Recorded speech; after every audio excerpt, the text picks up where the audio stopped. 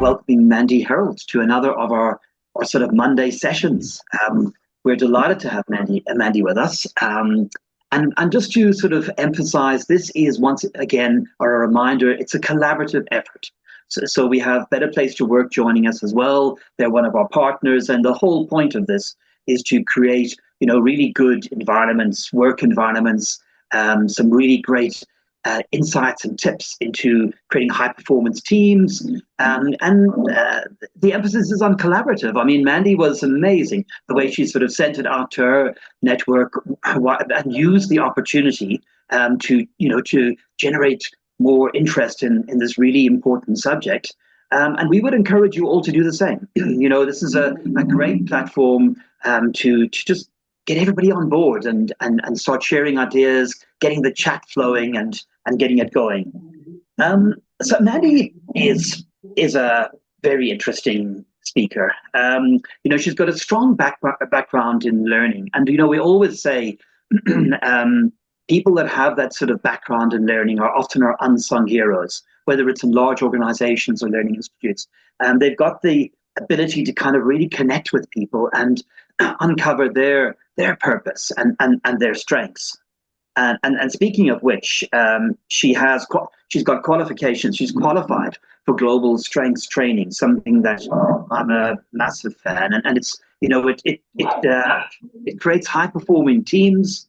And also, when you go through processes like this, discovering your purpose, getting some strengths training, understanding, what your contributions can be, it actually makes you more confident and develops more courage, I think, which is something Mandy is passionate about, from what I can see, within yourself. And there was a very profound quote from Mteto Nyati at a talk I attended recently. And he said that, life shrinks and expands in relation to one's courage. So with that said, Mandy, I think take us away, and looking forward to your session, and let us help us build our own self-worth out there, create these strong forming teams. Amazing. Sunny Bonani, everybody. Welcome for those of you who are live. Thank you so much for making the time. I recognize a few names, and so just such gratitude from me to you for being here. And indeed, if you're watching the recording, welcome. I love opening my sessions, my workshops and talks with this phrase: learning meets you where you're at. So exactly where you're at on Monday, the 1st of September, you're in the right place to learn. And the other quote that I like to use is Benjamin Franklin, tell me and I forget, teach me and I remember, involve me and I learn.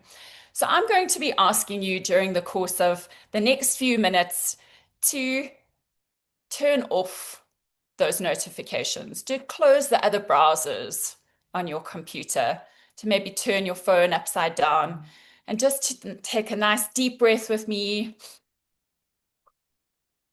Give yourself permission to be present. Our brains are actually only supposed to do one thing properly at a time. The word priority is singular, and yet in our busyness, in our chaotic lives where we're juggling so much, we are often very distracted. And so I'm inviting you, as we talk about the hidden cost of disconnection today, to give yourself permission to be present. And if there's something that pops up for you or something that you'd like to put in the chat, I know that this is for our friends who are live, pop it in the chat. If you're watching the recording, there's a place on the YouTube to put your comments in, so please feel free to interact. Okay, so here we go. The hidden cost of disconnection. Disconnection doesn't shout. It doesn't burst through doors, waving red flags. It creeps in quietly, eroding energy, draining creativity, and weakening trust. And yet, its impact is enormous. And so I am inviting you this morning to check in with how you are feeling today. For those of us in the Southern Hemisphere, it's spring day. It's the 1st of September. And so in the chat, I'm inviting you to have a look at these animals and pop in the chat the one that best describes how you feel today. Maybe it's the number 2, overworked but committed, that dog with the sunglasses on. Maybe it's number 5, the cheerful pup with the flower, or even number 6, the pug who's just done with everything.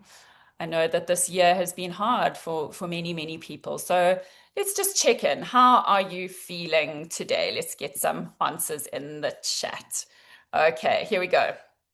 We've got 5, 1, 5, 3, 5, 7, 1, 5. Definitely number 5, says Paige, with the sunshine.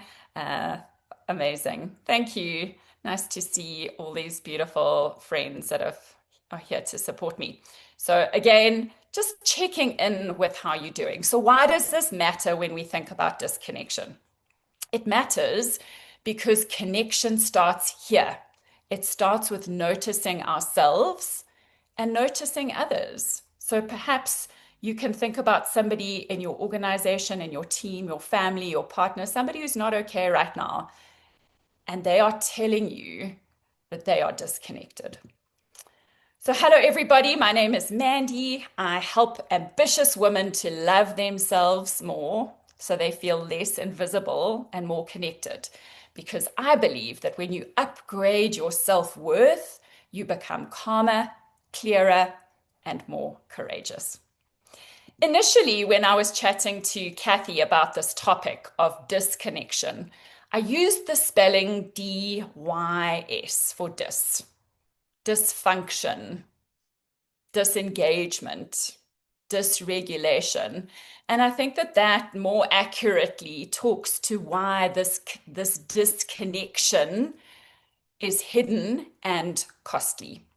The good news, my friends, is that reconnection isn't about the big programs, the annual offsite team building. It's about small, intentional moments that anyone can create. And the solution is way simpler than we think. And it can completely transform both our homes and our workplaces from friction to flow. So here's another question for you. Where do you see disconnection in your organization or in your home? Just think about where you see this showing up for you. It may be that you're a consultant and you work with various different organizations. It may be that you've been with the same company for several years and you've noticed a deterioration in this topic around connection. How does it show up for you? You may want to put it in the chat, or you may just want to think about what disconnection looks like for you. So what I've noticed is that disconnection shows up as silos, as departments, because finance don't engage with marketing and this team don't engage with that team. It shows up as stress, as trust quietly evaporating, as curt emails that don't necessarily say, I care. And these are missed opportunities, and I believe that we can do it better. Disconnection is also really costly. Globally, we know that Gallup tells us that disengaged employees cost $8.9 trillion every year. And the bigger money cost isn't really the money, it's the human. Because at the end of the day, the finances, those are about material things. I want to think about what this costs us emotionally, mentally, spiritually. Closer to home in South Africa, only 9% of South African workers are actively engaged. Think about that, 9%. Nearly half are actively disengaged, and more than 71% experience disengagement or extreme daily stress. That burnout, the poor mental health, already costs us 161 billion rand a year in productivity loss. So these figures, I was shocked when I saw that. I thought for us, for our South African economy, where we're working so hard, this disengagement is costing us a lot. I recently worked with a team in Durban, actually last week, Monday, this time last week. And it was quite a small team. They'd recently all been promoted to positions of leadership. And the day included Clifton Strengths, which is, as Paul has said, I'm a strengths coach, and some personal mastery. So issues related around emotion regulation and being able to name our feelings. So near the end of the session, one of the women really bravely said, she put up her hand and she said, "Yo, Mandy," she said, "I've got trust issues." And at that moment, I said, "Thank you for naming it." Because here's the truth: connection can't grow where trust is absent. And what we know about trust is that trust has got to be given in order to be received. And so often we're like, oh, I can't trust this person. And yet we all want to be seen as trustworthy.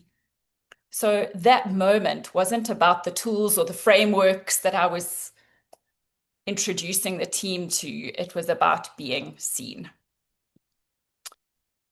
The flip side, so let's take a deep breath. The flip side of this is that connection, when connection is present, safety grows and collaboration thrives and innovation is all around us and momentum builds.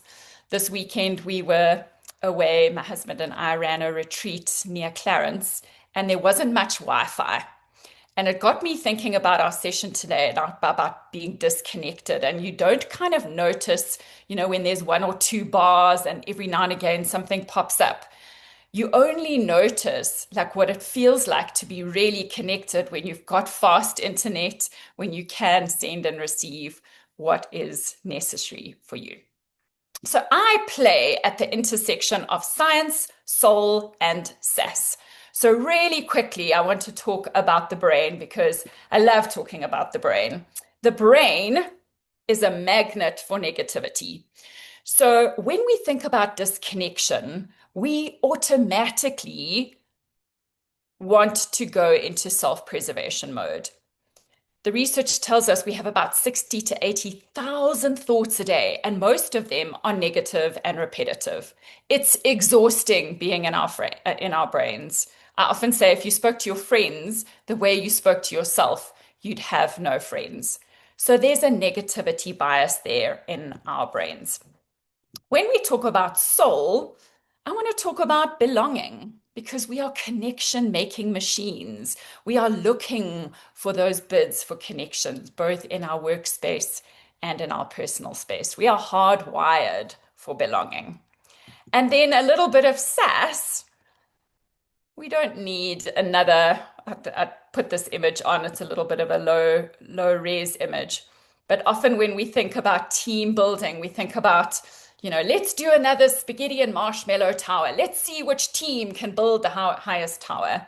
We don't need more of this, my friends. We need more truth telling.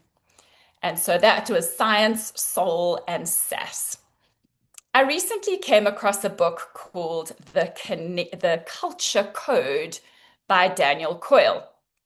And in the Culture Code, in this brilliant book, it's got a different cover here, but Daniel talks about how he has studied the world's most successful groups, and everywhere from Pixar to the Navy SEALs to even under-resourced pre-primary schools. And what he found is that it's not the big things. It's not more people who have got a PhD. It's not that they have got more time during the week, because let's be honest, we all have an infinite, like a finite amount of time. What he said is that these three skills that drive culture are safety, vulnerability, and purpose. Safety, vulnerability, and purpose. So here's the kicker. Culture isn't something that you are. It's not that corporate wallpaper that we see. These are our values. It's something that you do. It's built moment by moment, conversation by conversation.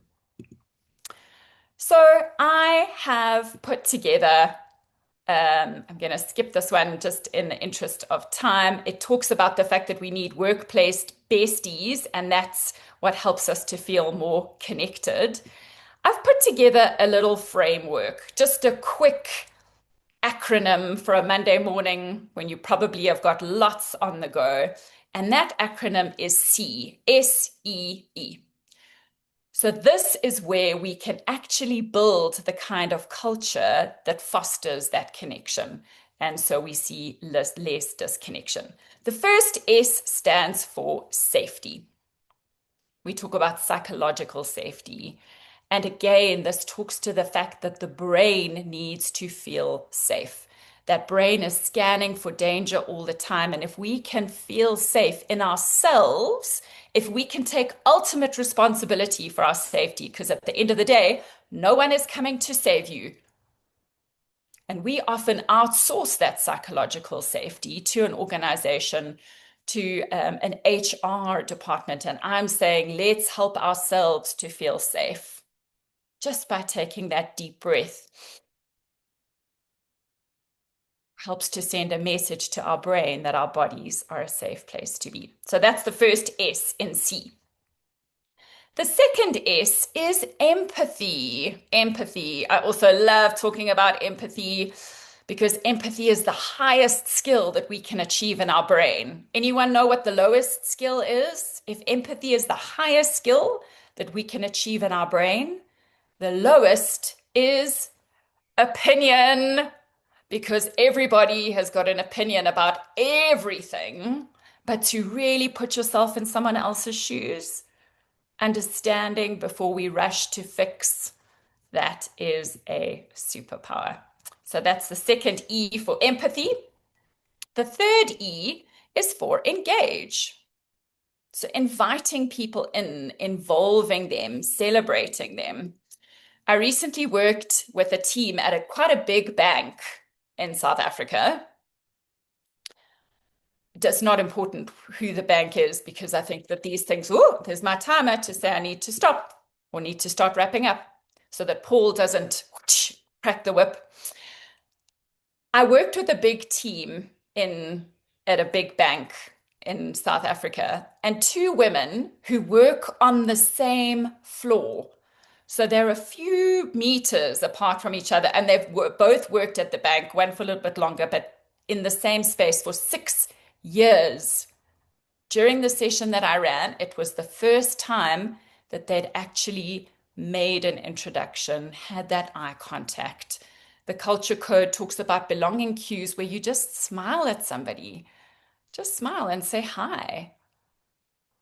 That doesn't cost us anything, and yet it can be the difference between being in a disconnected culture and a connected culture.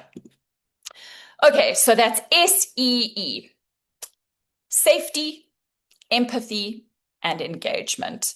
Making the first move, not expecting other people to do that, but volunteering that first.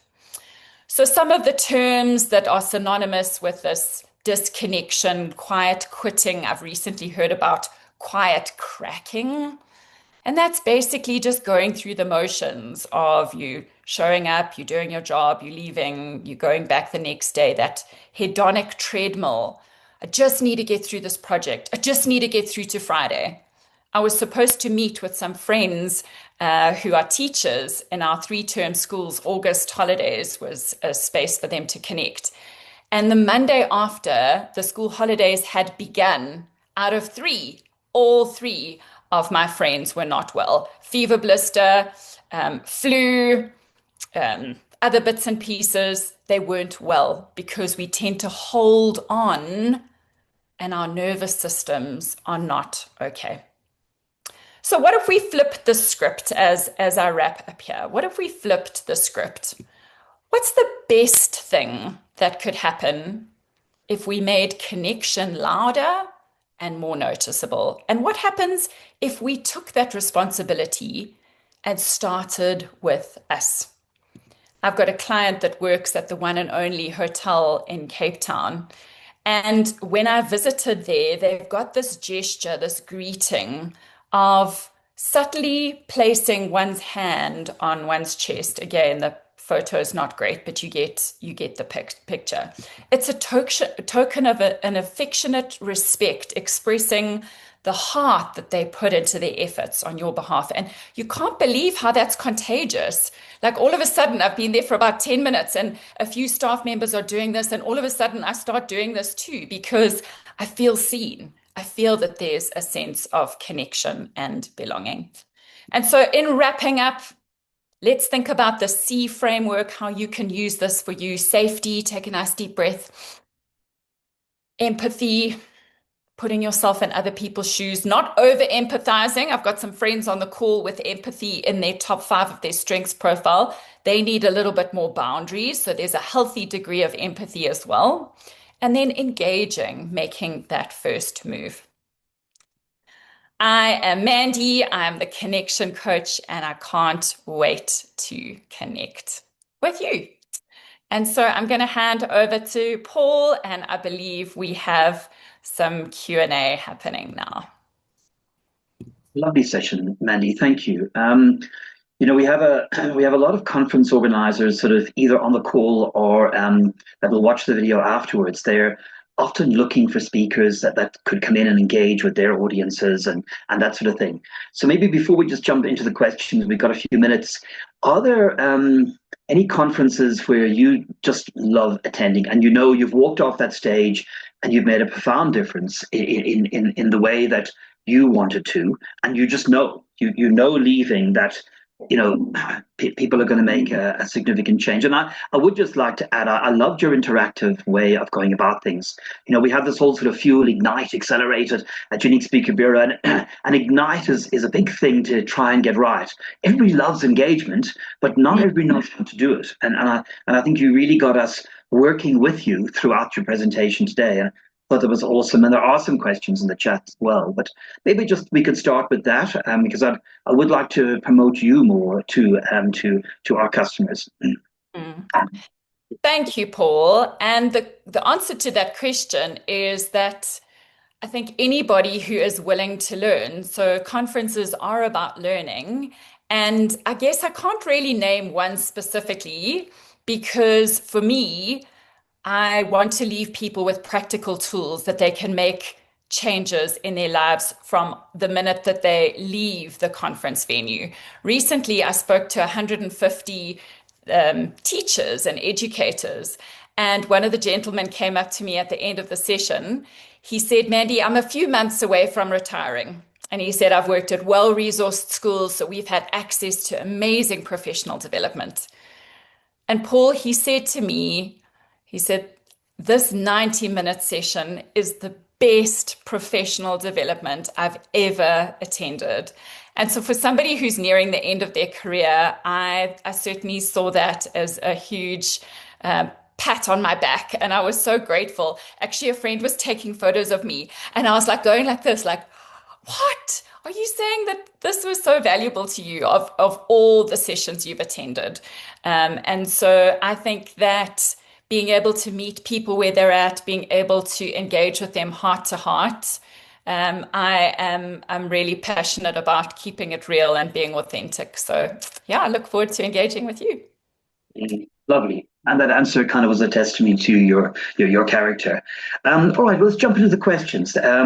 So Brian from Better Place to Work, he's obviously partnering with us this morning as well, and trying to work with our speakers like you, Mandy, who are trying to make a difference with teams out there, and they have an excellent platform and how to do that, and they work with speakers on rolling out various initiatives within organizations. And he's saying, how do you communicate trust and openness to encourage connection? So embellishing a little bit on what you said, right? Thank you, Brian. Do you want to add to that, Brian, before I answer? No, Mandy, I think we do assessments. Obviously, that's what our business focuses around. But the communication part, how do you communicate the trust and openness to your audience? That's what I'm interested to know about. For me, you need strong leaders that are willing to role model this openness to connect and to engage. And so often, let's go back to that brain. The brain's a magnet for negativity. So the story that I'm telling myself is, I can't speak to someone that I don't know. What are they going to think about me? I can't, offer to hug somebody who's having a hard time, because what happens if I get reported to HR? I think for me, it's about giving people more permission to have those courageous conversations. Often in my workshops, it's not about the content that I share. It's not about even in my talks. It's not about what I say. It's about what people hear and about what resonates with them. And if they are willing to just give it a try and check in with how they feel, I think if leaders can encourage their teams, and even if you're a team of one, you could be ordering coffee at Motherland and just smile at the barista. Say, how's your day? What's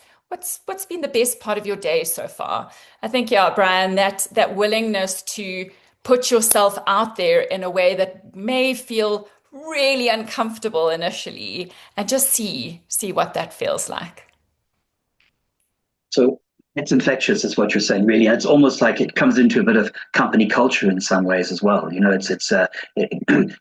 more natural you kind of make that feel, particularly if it starts from a leadership level and it feels, well, everybody else is doing it. So it'll feel a little bit more natural. And I like the question where Brian was going with that. But Ruti raises an interesting question as well about AI, sort of further. Does that further implicate the disconnect?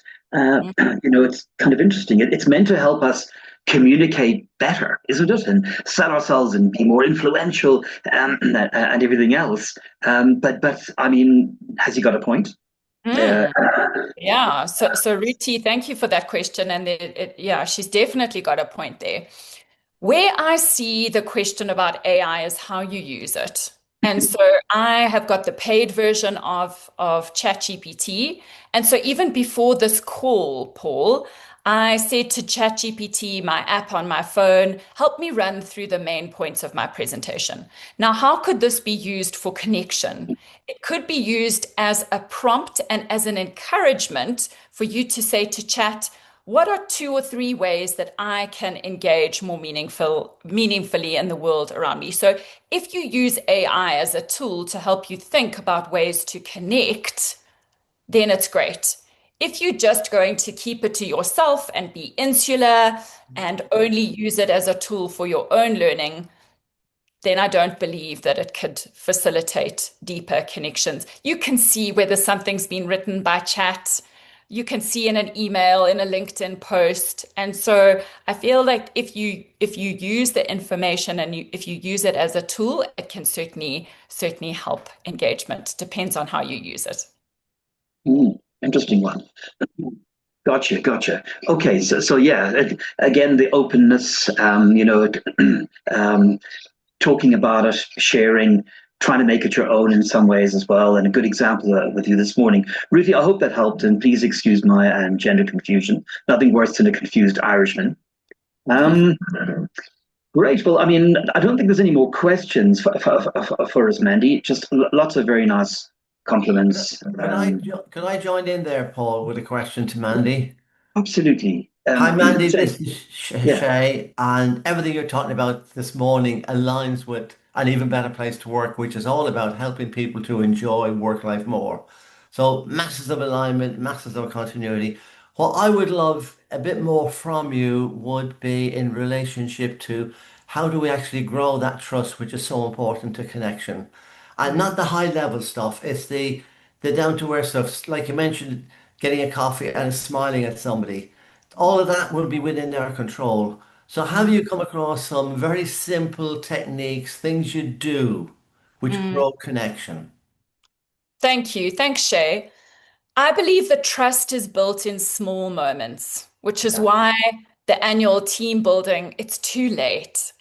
So what I would encourage people to do as they're listening to this live and into the recording is when you're having a one-on-one meeting, before diving into the productivity to the operational side, just slow down and ask somebody how they're doing. How are you doing? Often the story that we tell ourselves is like, I don't have more capacity to hold on to somebody's issues or family dramas. And actually, it doesn't need to take very long. So, Shay, to answer your question, if before you have an interaction with somebody that involves operational and transactional encounters, if you just say, how are you doing?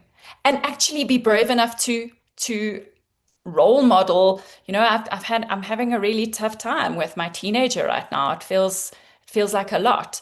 We don't need, nobody's broken and it's no one's job to fix anyone else. We believe in coaching that you have everything inside you that you need to be successful. Often just saying it out loud helps to build that trust in small moments.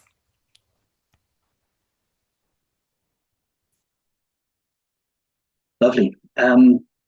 Shay, thanks for that question. Shay is the founder of Better Place to Work, and we'd expect nothing less from Shay with a question like that. Fantastic tips, Mandy. I'm going to hand you over to Kathy now, who's our ultimate host here and organizer of everything, just to sort of to wrap things up. Kathy, over to you. Thanks very much, Mandy. That was an excellent session. And I think people do work in silos and there are issues in organizations and probably people can't even see what is happening. So I think to actually take a step back and, kind of focus and just say those little things to people and just, make them feel good. I think that's very important and everybody can work well together then. Next week, we have Brad Shawkind, who's speaking on culture. And again, it'll be 9 o'clock. And we hope to see you all there.